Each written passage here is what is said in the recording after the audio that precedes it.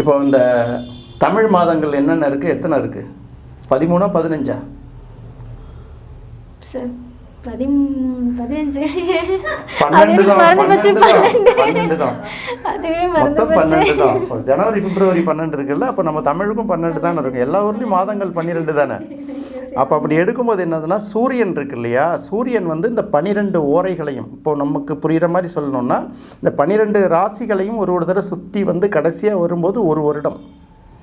அப்போ ஒரு ஓரையில் சூரியன் வந்து ஒவ்வொரு மாதம் இருக்கும் இல்லையா. அப்போ சூரியன் வந்து ஒவ்வொரு ராசிலையும் புகுறத வச்சு அந்தந்த மாதத்துக்கு அதன் பெயராலே அழைத்தார்கள். இன்னும் மலையாளத்தில் கூட சொல்லுவாங்க, சித்திரைன்னா அவங்களுக்கு மேஷம்தான். மேஷராசியில் பார்த்திங்கன்னா சித்திரை மாதம் முழுக்க சூரியன் வந்து அந்த ராசியில் தான் இருக்கும், அதனால் அதுக்கு சித்திரை. அடுத்து வந்து வைகாசி. இப்படி தான் வந்து அந்தந்த ஓரையோட பெயர். சித்திரை, வைகாசி, ஆனி, ஆடி, ஆவணி, புரட்டாசி, இது எல்லாமே பார்த்திங்கன்னா அந்த ஒரு ராசியோட பெயர். பின்னாடி நம்ம மாற்றிக்கிட்டோம். சூரியனுடைய அந்த இயக்கம் இருக்குல்ல, ஒரு மாதத்தில் இருக்கும். மேஷத்தில் வந்து பார்த்திங்கன்னா சித்திரை மாதம் இருக்கும், வைகாசி மாதம் வந்து ரிஷபத்தில் இருக்கும், ஆனி மாதம் வந்து மிதுனத்தில் இருக்கும், பங்குனி மாதம் கடைசியாக மீனத்துக்கு வந்துடும். அப்போ அந்த சூரியன் வந்து ஒரு ராசிக்குள்ளார போகிறத வச்சு அதுதான் மாதத்தோட பெயர் தான் பின்னாடி நமக்கு மாதங்களாக உருவாச்சு. இதுவும் தமிழர்களோட கண்டுபிடிப்பு தான். நம்ம ஏதோ யாரையோ எங்கேருந்தோ நமக்கு சொன்ன மாதிரி நினச்சிக்கிட்டு இருக்கோம் இல்லையா. அமாவாசை, பௌர்ணமி அப்படின்னு சொல்கிறோம் இல்லையா, வளர்பிறை, தேய்பிறை, அது கொஞ்சம் தமிழெலாம் நம்ம பேசிகிட்டு இருக்கோம். அப்போ எப்படின்னா, சூரியனோட சந்திரன் சேர்ற நாள் 27 நாளுக்கு ஒரு தடவை சந்திரன் வந்து எல்லா ராசியும் கடந்துடும். சூரியன் வந்து இந்த 12 ராசிகளையும் கடந்து வரத்துக்கு ஒரு வருஷம் ஆகும்ல. ஸோ அதனால் சூரியனை வந்து 27 நாளைக்கு ஒரு தடவை சந்திரன் சந்திச்சுக்கிட்டே இருக்கும். அப்போ சூரியனும் சந்திக்கிறோம் சேர்கிற நாள் வந்து இருட்டாயிடும் இல்லையா. இதை வந்து கரும்பக்கம் அப்படின்னாங்க.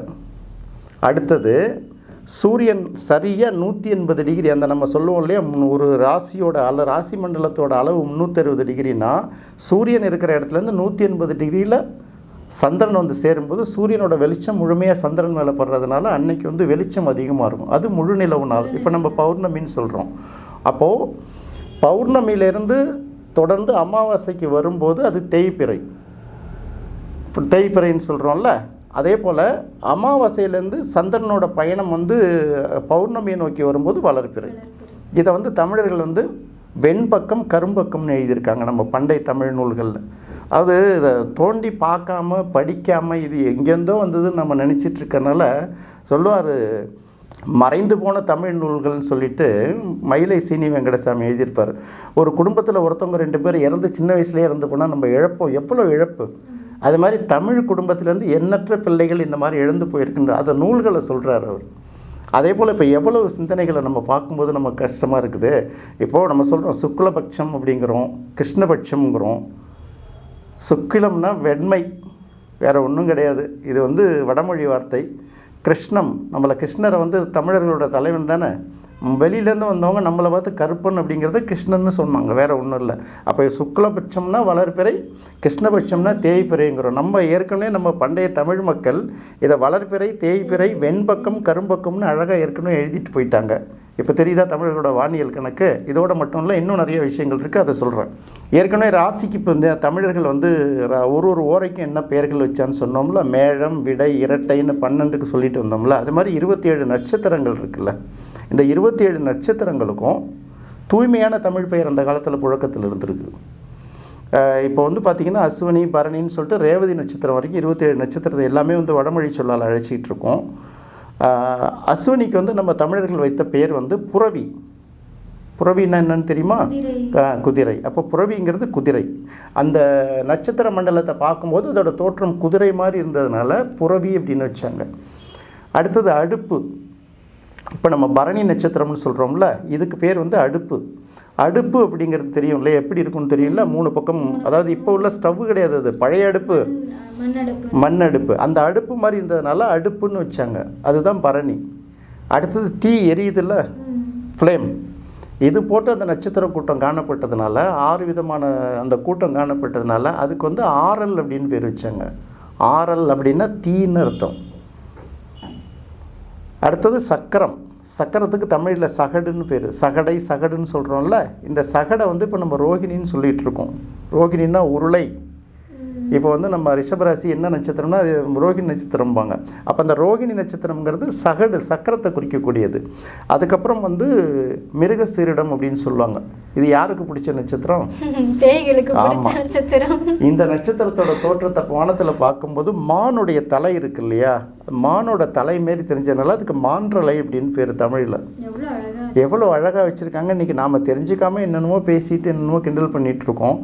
அடுத்தது திருவாதிரை நட்சத்திரம். இப்போ நம்ம சொல்லிகிட்டு இருக்கிற வார்த்தை இதுக்கு வந்து மூதிரை அப்படின்னு பேர்.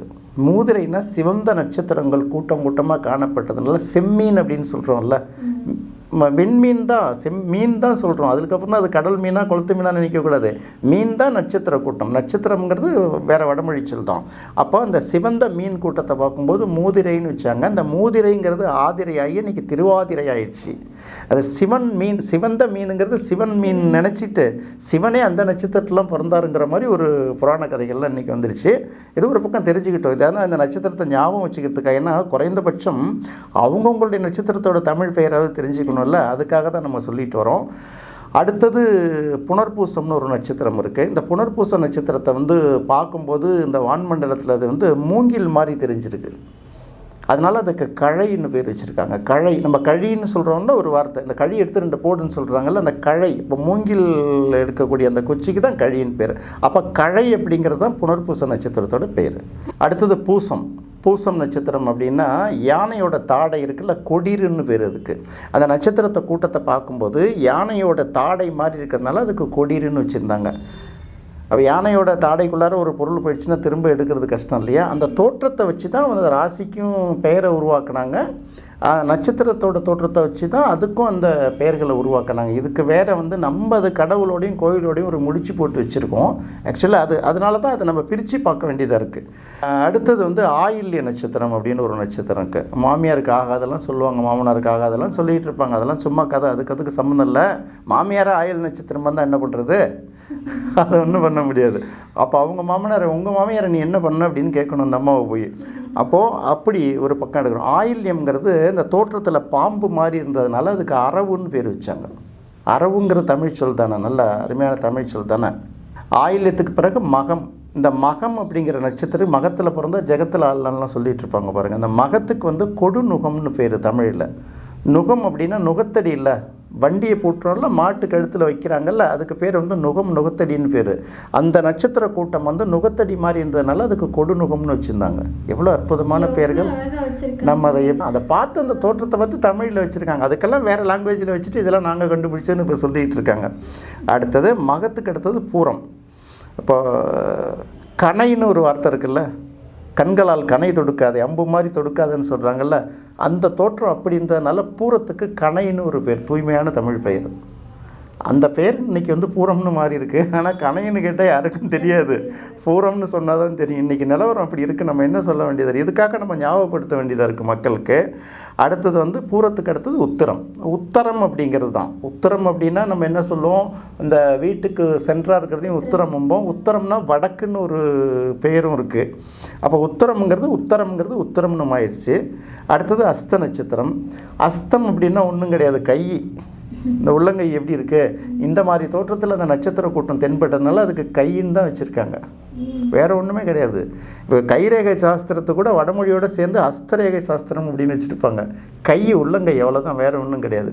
அடுத்தது சித்திரை. சித்திரைக்கு வந்து அறுவைன்னு பேர் வச்சுருக்காங்க. ஒரு மாதத்தோட பெயராகவும் வருது இல்லை, இது சித்திரைன்னு வச்சுருக்காங்க. இப்போ உங்கள் வீட்டில் யாராவது சித்திரை நட்சத்திரம், சித்ரான்னு பேர் வைக்கிறோம் இல்லையா, அது இந்த சித்திரையிலேருந்து வந்தது தான். சித்திரம் இதுலேருந்து வந்தது தான். இதுக்கு தமிழில் அறுவைன்னு அந்த காலத்தில் பேர் வச்சுருக்காங்க. அடுத்தது இப்போ நம்ம சுவாதி நட்சத்திரம் அப்படின்னு சொல்லிகிட்ருக்கோம். சுவாதி நட்சத்திரத்துக்கு விளக்குன்னு பேர். என்ன அற்புதமான பேர். விளக்குலாம் தமிழ் பெயர் தானே. இதை விளக்கு, உங்கள் நட்சத்திரம் விளக்கா அப்படின்னு கேட்டால் சொல்லுவாங்க, இல்லை விளக்கு இல்லை என்னன்பாங்க, கிண்டல் பண்ணுவாங்க. சுவாதிங்கிறது தான் விளக்குன்னு தான் நம்மளுடைய அதோட முதல் பெயர், தமிழில் வைத்த பெயர்.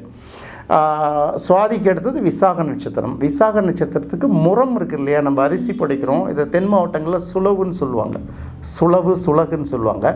அந்த முறத்தோட தோற்றம் மாதிரி இருந்ததுனால விசாகத்துக்கு அந்த முறம்னு பேர். அடுத்தது அனுஷம். அனுஷத்துக்கு பனை, பனை மரம் இருக்குல்ல, இதை நான் இன்னொரு பாட்டில் கூட நான் ஏற்கனவே சொல்லியிருக்கேனா என்னன்னு தெரியல. முடப்பனையத்து வேறு முதலாகன்னு கூடலூர் கீழார் எழுதியிருப்பார் இந்த மாந்தரன் சேரல் இரும்பொறை எழுதும்போது. முடப்பனையம்னா வளைந்த பனை மரம். அப்போ அந்த பனை அப்படிங்கிறது வந்து அனுஷ நட்சத்திரத்தை குறிக்கக்கூடிய சொல், நம்மளுடைய தமிழ் சொல். கேட்டை, கேட்டைக்கு வந்து துலங்கொலி அப்படின்னு சொல்கிறாங்க. துலங்குதல் ஒலித்தல். அப்போ துலங்குதல்ங்கிறது என்ன தெரியுது உங்களுக்கு? துலங்குதல்லாம் தொடங்குதல், தொட துலங்குதல்னு சொல்லும். தொட்டதெல்லாம் துலங்குது அப்படின்னு சொல்கிறோம்ல, ஈஸ்வரி தொட்டதெல்லாம் துலங்குமா? துலங்கும். அப்போ அந்த துலங்குறது அப்படிங்கிறனால அந்த வெளிச்சம் கொஞ்சம் கொஞ்சமாக பரவுறது கூட துலங்கொலின்னு வச்சுருக்கலாம் இல்லையா? ரைட்டு. அடுத்தது கேட்டைக்கு அடுத்தது மூலம். இப்போ மூல நட்சத்திரம் ஆயுள் நட்சத்திரம் மாதிரி பயந்துட்டு கிடப்பாங்க. என்ன பண்ணுறது? அதெல்லாம் ஒன்றுமே கிடையாது. இந்த மூல நட்சத்திரத்தோட தோற்றத்தை பார்க்கும்போது குருகுன்னு அதுக்கு பேர் வச்சாங்க. குருகுங்கிறது ஒன்றும் கிடையாது, நாரை மாதிரி. அது ஒரு நாரையில் அது ஒரு வகை. நாரை எப்படி இருக்கும்? ஒரு மாதிரி கால்லாம் குச்சாக இருக்கும், அப்படியே நேராக அப்படியே ஒத்த காலில் இன்னும் தவம் பண்ணுற மாதிரி நிற்கிது இல்லை? கொக்கு நாரையெல்லாம் கிட்டத்தட்ட சேம் கேட்டகரி தானே. அப்போ அந்த குருகுன்னு அதுக்கு பேர் வச்சுருக்காங்க. அதை வந்து நம்ம மூலம்னு சொல்லிகிட்டு இருக்கோம். சில பேர் பைல்ஸ்ன்னு பேசிகிட்டு இருப்பாங்க, அதை அது மாதிரி பேசிகிட்டு இருப்பாங்க, மூல நோய்ங்கிற மாதிரி. அப்படியெல்லாம் கிடையாது. மூலம்ங்கிறது எல்லாத்துக்கும் மூலமாக இருக்குன்னு சொல்கிறோம்ல, ஆதி மூலம்லாம் கடவுளை சொல்கிறோம்ல, அது மாதிரி அந்த மூலம். மூலத்துக்கு அடுத்தது பூராடம். பூராடத்துக்கு வந்து முற்குளம்ங்கிறது தமிழ் பெயர். முற்குளம் அப்படின்னா இந்த வற்றி போன குலத்தோட தோற்றம் இருக்கிற மாதிரி இருந்தனால பூராடத்துக்கு முற்குளம் அப்படின்னு வச்சுருக்காங்க. அடுத்து உத்திராட நட்சத்திரம். உத்திராட நட்சத்திரத்துக்கு பார்த்திங்கன்னா கடைக்குளம். இது என்ன முதல் குளம் அது கடைசி குளம் அப்படின்னு நினச்சிக்கூடாது, குளம். அது வந்து பார்த்திங்கன்னா அந்த குளத்தை பார்க்கும்போது நிரம்பிய குளம் மாதிரி இருக்குதான். ஒரு வீட்டில் ஃபுல்லாக பொருள்கள் ஃபுல்லாக நிரம்பி இருந்தால் எப்படி இருக்கும், எதுவும் இல்லாமல் வெறிச்சோடி கிடந்தால் எப்படி இருக்கும், இதை அதை கம்பேரிசன் பண்ணி இது இருக்காங்க. அப்போ அது பூராடம்ங்கிறது முற்குளம், உத்திராடம்ங்கிறது கடைக்குளம் அப்படி வச்சுருக்காங்க. அதுக்கு அடுத்தது வாங்க, திருவோண நட்சத்திரத்துக்கு முக்கோல் அப்படின்னு சொல்கிறாங்க. சன்னியாசிகள் கையில் பிடிச்சிருப்பாங்க, நம்ம தண்டம் அப்படின்னு சொல்கிறோம் இல்லையா இன்றைக்கி. இந்த தண்டம், அந்த துறவு, அந்த கோலை கையில் பிடிச்சிட்டிங்கன்னா அதுக்கப்புறம் அந்த உலகமே உங்களுடைய உலகம். உங்களுக்கு தாய் தந்தை இந்த குடும்ப பற்றெல்லாம் விட்டுட்டு வரீங்கல்ல, அதை பிடிச்சிக்கிட்டே நிறைய பேர் வந்து பேசிக்கிட்டே இருப்பாங்களே தவிர அந்த பற்றெல்லாம் விட, எல்லா பற்றையும் விட்டு நீங்கி போகிறாங்கல்ல, அவங்க கையில் இருந்தக்கூடிய அந்த தண்டத்து முக்கோல்னு ஒரு பேர் இருக்குது. இதுதான் திருவோண நட்சத்திரத்தோட தோற்றம். அடுத்தது அவிட்டம் அப்படின்னு ஒரு நட்சத்திரம் இருக்குது. ஏன் இந்த மாதிரி அவிட்டம் மாதிரி நடிச்சிக்கலாம் கிண்டல் பண்ணுவாங்க, ஊரில் பேசிகிட்டு இருப்பாங்கல்ல. அவிட்டம் வந்து காக்கை மாரி தோற்றம்ன்றதுனால நம்ம வீட்டில் அதுக்கு காக்கை அப்படின்னு எழுதியிருக்காங்க. காக்கைன்னா அவிட்ட நட்சத்திரம். அடுத்தது அவிட்டத்துக்கு அப்புறம் சதயம். சதய நட்சத்திரத்தை பற்றி உங்களுக்கு தெரியும், எல்லாம் ராஜராஜ சோழனுடைய நட்சத்திரம்லாம் பெருமையாக பேசிகிட்டு இருப்பாங்க.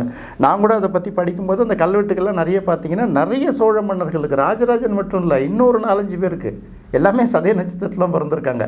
இந்த சதயத்துக்கு செக்குன்னு பேர். செக்கோட தோற்றம் எப்படி இருக்குது? செக்கெல்லாம் பார்த்துருக்கீங்களா நீங்கள்? நாட்டு செக்கு நம்ம சொல்கிறோம்ல, இப்போ உள்ளதில்ல, அந்த காலத்தில் மாடு கட்டி இப்படி சுற்றி சுற்றி வந்துகிட்டே இருப்பாங்கள்ல, பெரிய செக்கு. அந்த செக்கு மாதிரி தோற்றம் இருந்ததுனால சதயத்துக்கு செக்குன்னு ஒரு பேர் உண்டு.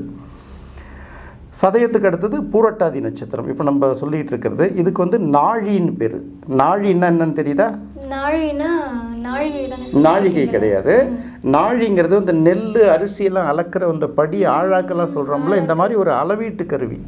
இப்போ நெல்லுலாம் அளக்குறோம்ல கிராமத்தில், இந்த படி சிண்டுலாம் சொல்லுவாங்க, ஆழாக்கெல்லாம் சொல்கிறாங்கல்ல, இதுதான் நாழிங்கிறது. அந்த மாதிரி தோற்றத்தில் இருந்தனால அதுக்கு நாழின்னு பேர். அடுத்தது உத்திரட்டாதி. உத்திரட்டாதிக்கு முரசுன்னு பேர். முரசு எப்படி இருக்கும் அது தெரியும் இல்லையா? அப்படி இப்படி அடிப்பாங்கல்ல, ட்ரம்பட். அப்போ அந்த முரசுன்னு பேர். அப்போ இது வந்து தூய்மையான தமிழ் பேர். கடைசி நட்சத்திரம் நம்ம இன்றைக்கி ரேவதி அப்படின்னு சொல்லிட்டு இருக்கோம். இதுக்கு வந்து தோணின்னு எழுதியிருக்காங்க. தோணின்னு படிக்கக்கூடாது, தோணி. தோணின்னா என்ன? தோணிகள் ஓட்டி விளையாடி வருவோம்னு பாரதியார் பாடியிருக்கார்ல, படகு தான் தோணி. அப்போ இந்த 27 நட்சத்திரங்களுக்கும் நாம தான் முதல்ல பேர் வச்சு நம்ம அதை புழக்கத்திலே கொண்டு வந்துட்டோம். இன்றைக்கி அது வெளியில் போய் வேறு பேரோடு இங்கே வருது. அதுதான் புழக்கத்தில் இருக்குது. இதை சொன்னால் அப்படியா யாருன்னு தெரியலீங்களே அப்படின்னு சொல்கிற அளவுக்கு நம்ம இருக்கோம். அதனால் அதை புரிஞ்சுக்கணும்.